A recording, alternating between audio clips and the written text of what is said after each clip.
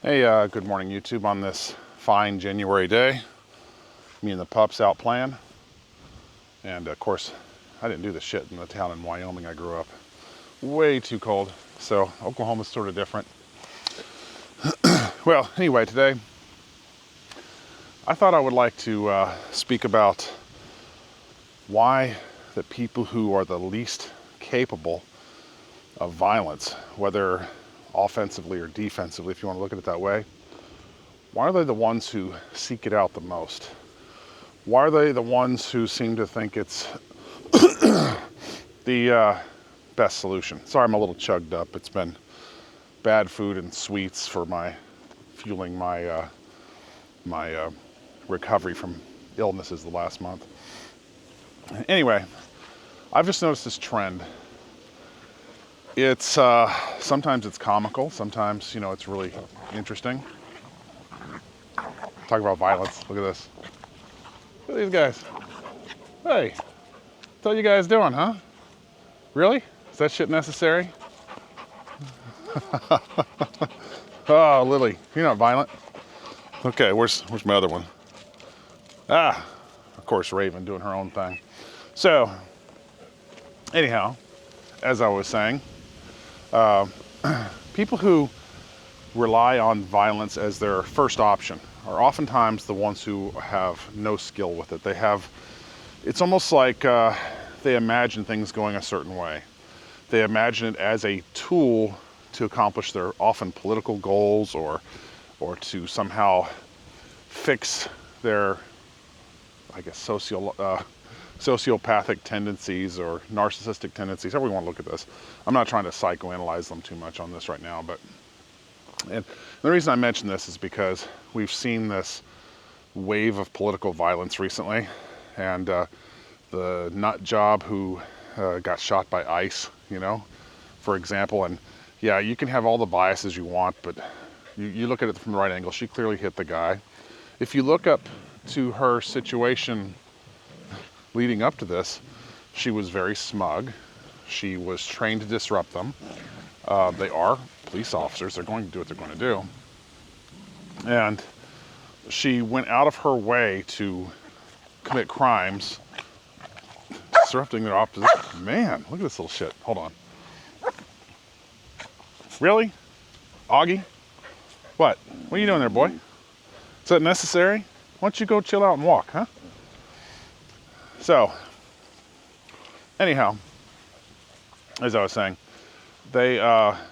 she was disrupting their operations, committing criminal acts, and then that bull dyke looking woman, the one who's kind of her girlfriend, marriage, whatever the fuck she is, she kind of flexes like, you want some of this, that kind of shit. It's like, okay, really? There's so many layers to this.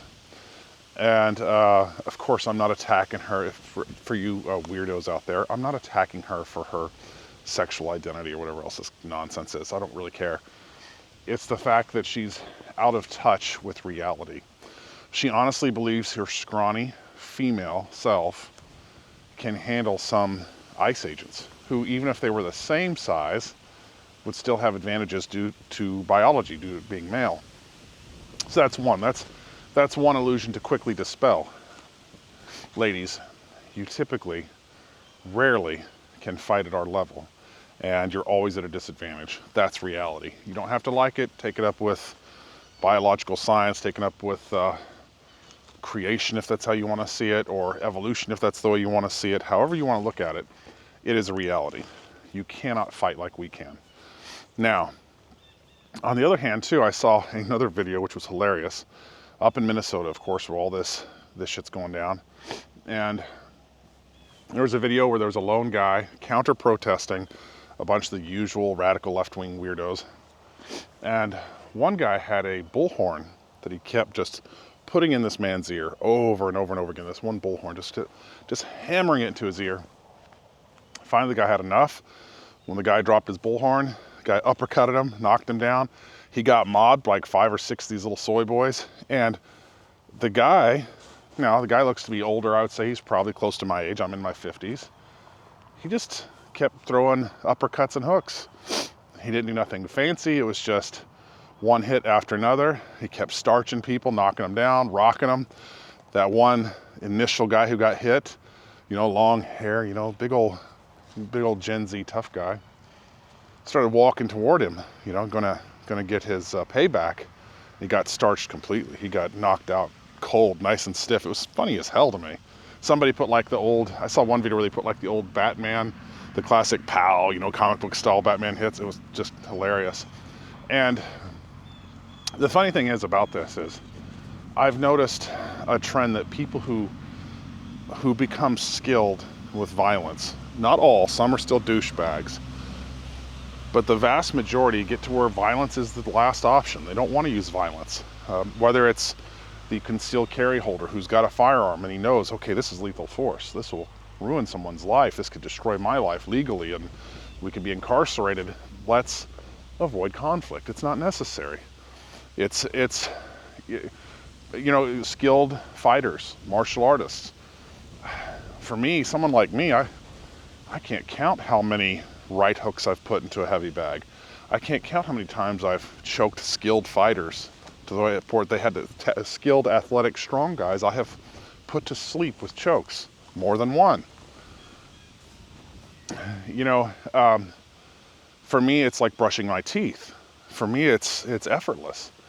When these people who have never trained in violence or used violence professionally or as a survival mechanism, however you want to look at this, they don't understand that some of us have, you know, gained enough skill where we are hyper efficient with it. It's almost like a force multiplier. Something as simple as learning how to dislocate a man's elbow with the proper application of leverage from multiple positions is incredibly invaluable. You know, most people think of getting into a fight and slugging it out. They all believe they're Mike Tyson, right?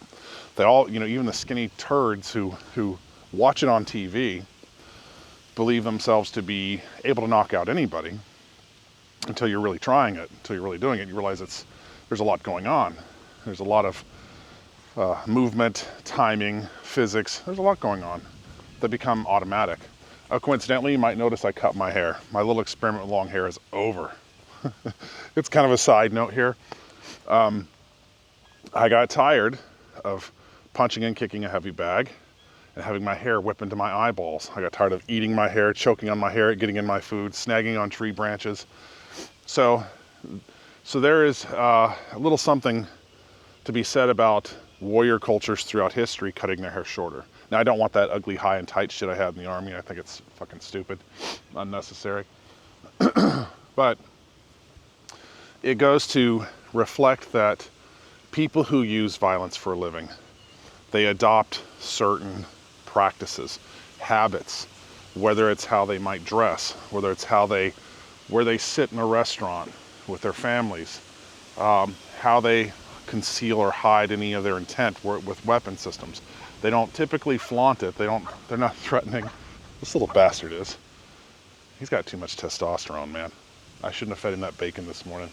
He's actually the neighbor's dog, but they love me. I feed them all the time.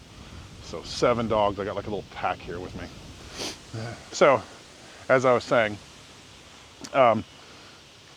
people who routinely train with use of violence, who have experience with it, whether for good or for bad, it's a tool. It becomes a tool, and anybody can use it. So you don't underestimate anybody. But it seems like, overall, and this is just a general pattern, that those who have the least amount of skill are the ones who try to use this first. And then they're shocked, and then they become victims. Then they scream about their victimhood. The same weirdos who celebrated Charlie Kirk's assassination, who dressed up like him for Halloween and all that dumb shit, are now crying foul. Now, Charlie Kirk didn't try to run over somebody with a car. This woman did. And she really believed in her mind she was fighting a Gestapo, you know. It's like, she's a fucking idiot. They were hunting down some pervert, some guy who touched children, you know. And here she is defending him. She believes her I don't know what kind of attention-seeking behavior this is. It's a real stupid thing to put yourself at risk, your family at risk, in order to seek attention is really, really stupid. Violence is the last tool. It should always be the last tool. It's when everything else fails. When everything else fails, everything else has fallen. Diplomacy, the recognition of the humanity of other people. I would much rather make friends with everybody. Don't want to be hurting other people. That's insane. That's not the mindset of a healthy person. But of course I'll use violence to protect my family. I'll use violence to protect these crazy little dogs. Look at this. Tell me that's not funny. Come on. They're little guys too. And they are so funny. These three are my neighbor's dogs, but you know, they stay with me all the time. So yeah, they get it. They establish pecking orders based on it. Rest assured, they know not to fuck with those more dangerous than themselves. They have common sense. Look at these dogs. Watch this for example. Hey, sit. What are you doing? What are you doing? Hey, what are you doing? Get your ass down. Sit. Sit. Now you see that look in his face? He's wanting to go pester his brother there. And he's gonna do it. You see that look in his face? He's choking himself now. You dumb shit. Hey, little champy champ. He's got a little blood spot on his head. He probably got in some barbed wire. But you take a look at him. They know I'm a 300-pound monkey. They know it's not gonna go well. Do you see him bare his teeth at me or try to hurt me? Fuck no, he's not stupid. Those dogs have more fucking common sense than half these wackadoodles out there doing their shit for attention. Far more common sense, you know? I shot a 22 out the other day. I brought a 22 out. A little husky looking guy, his name is Ace.